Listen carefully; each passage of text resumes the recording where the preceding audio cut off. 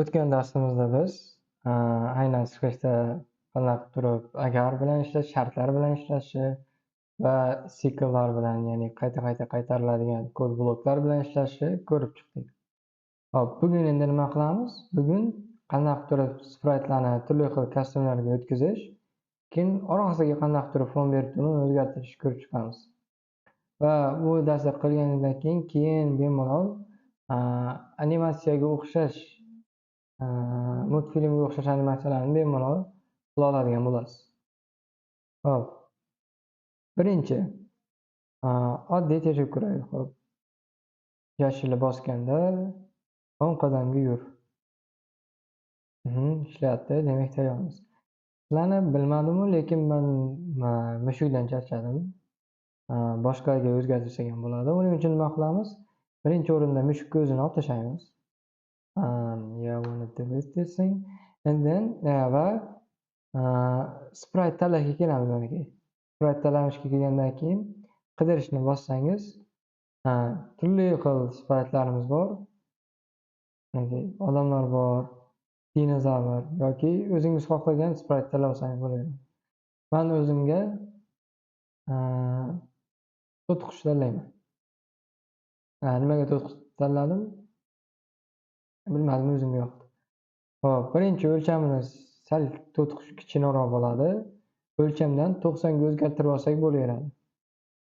90 ga bo'pti, 80 qo'y. 80 ga o'zgartirdim. Doimiy endi buni qanaqa dastur tuzmoqchimiz? Oldindan aytib ketay. Hop, shunaqangi dastur tuzaylikki, o'ngga uchib borib turib, o'nggi devorga tekkanda chapga qaytsin, chapga devorga tekkanda o'ngga qaytsin va to'xtamasdan borib kelaversin va har bitta o'ngga, chapga borib kelganda orqasidagi fon o'zgaraveradigan bitta sprite qilaylik. Hop, demak birinchi doimiy boshlaymiz yashil bosilganda. Dastur tuzatganingizda, birinchi darsda aytib o'tganimda katta ma'nolarni kichik bo'laklarga bo'lib olishingiz kerak. Va bunda ham birinchi eng kichik qiladigan vazifamiz o'ngga borib olish, o'ngga yetkazish.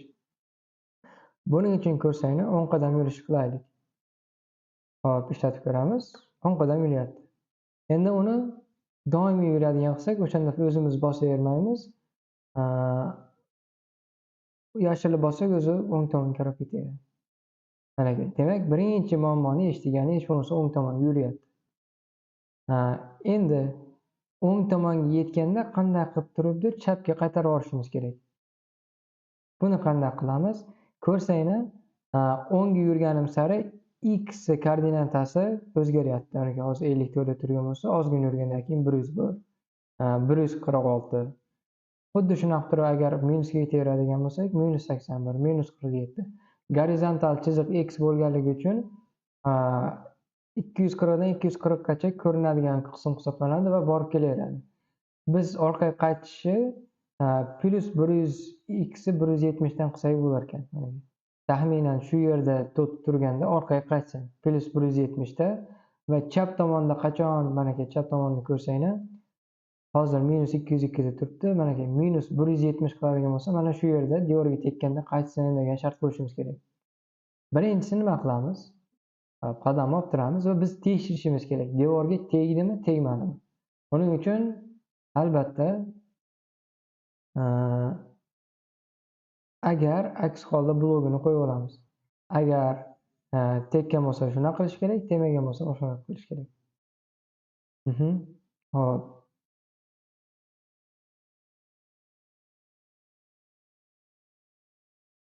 Endi birinchi tekkanda, tegmaganda o'ngga ketyaptimi, yo'qmi, o'shani ham bilishimiz kerak. Doimiy hisoblab borishimiz kerak. Bu chapga ketayotgandi, bu o'ngga ketayotgandi. Qandaydir ma'lumot saqlab qolish uchun biz o'zimizga o'zgaruvchi o'ylab qolamiz. Buning uchun o'zgaruvchiga o'tamiz. O'zgaruvchi yaratishni bossak, oyna ochiladi. Yangi o'zgaruvchi nomi, hop, o'ngga deb turib, masalan, o'zgaruvchi o'zimga yozib olaman. Qilaman, mana ke o'ngga degan menga o'zgaruvchi berdi. Mana endi mana agar ichiga qo'shsam bo'ladi. Hop. Agar ichiga teng deb tekshiradiganini qo'yamiz va o'zgaruvchilarga kirib turib, mana dumaloq o'ngani olib turib, tenglikka bir tomoniga qo'yamiz. va o'ngga ketayotgani rost bo'lsa deb turib hozir aytaylik. Agar o'ngga degan o'zgaruvchimiz ichida rost bo'ladigan bo'lsa buni qil, agar yolg'on bo'ladigan bo'lsa demak chapga ketayotgan bo'ladi, chapga yur deb turib aytishimiz kerak. Demak, 10 qadam olib turamiz va aynan uni yurish uchun deylik, keng 10 qadamga yurish qilmaylikda, x o'qini o'ngga o'zgartirish deylik. Bu nima qiladi?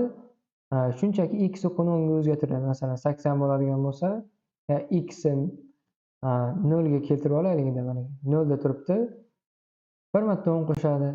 Keyin x ni 20 qiladi. O'zingiz yozib ham o'rganib ko'rishingiz mumkin. Keyin 20 qiladi. Keyin yana 10 qo'shib turib 30 qiladi. Ya'ni 30 dan o'zgartirib ketaveradi. 10 ga ketayotgan bo'lsa 10 ni qo'sh. Agar 10 ga ketmayotgan 10 yolg'on bo'ladigan bo'lsa, nima qilishimiz kerak? -10 qil. Ya'ni orqaga yur. O'shanda x dan -10 aylayveradi va minus tomon chap bo'lgani uchun -10 tomonga qarab ketaveradi. Yurgizib ko'rsak, mana bu o'ng tomonga ketyapti. Chap tomonga ketyapti. Nimaga? Chunki hozircha o'ngimiz 0 ga teng bo'lyapti. 0 rostga tengmi? Yo'q bo'ladi-da. Aks holda kodi blogimiz ishga tushadi. X o'qini -10 ga o'zgartiradi. Shuning uchun o'ngga birinchi yurish uchun nima qilamiz? Yana o'zgaruvchiga kelamizda, oldindan butun bir har doim bo'ladigan kodimiz ishga tushmasdan oldin biz o'ngani nima tengligini ko'rsatib qo'yamiz o'rniga. My variable o'rniga o'ngani tanlaysiz. O'ngani 0 ga sozlash. Bizga 0 kerak emas, bizga rostga sozlashimiz kerak. O'shanda o'ng rostga tengmi? Teng deb turib x o'qini o'ngga o'zgartirishni boshlaydi, o'ngga yurishni boshlaydi. Va keyin chapga o'ngga yetib borgandan keyin o'ngami deb turib so'raganda, mana o'zgaruvchimizni buni yolg'onga tenglashtirib qo'yamiz. O'shanda so'raydi, o'ng rostga tengmi? Yo'q, o'ng yolg'onga teng, o'shaning uchun -10 ga yuraveradigan bo'ladi. Birinchi ishlatib ko'raylik. Mana o'ngga qarab ketyapti. Xo'p. Ana endi buni chapga qarab yurgizishni qanday qilamiz? Buni qilish uchun albatta x koordinatasini olib olishimiz mumkin. Masalan, mana shu yerga taxminan kelganda 170 bo'lar ekan x qiymati. Va uni x koordinatasini qayerdan olsak bo'ladi? Harakatlarga o'tamiz va x koordinatasini olamiz. Harakatlarning eng pastida x koordinatasi bor, y koordinatasi va yo'nalish bor. Bizga keragi x koordinatasi. Va yana tekkanni tekshirishimiz kerak, agar tekkan bo'lsa.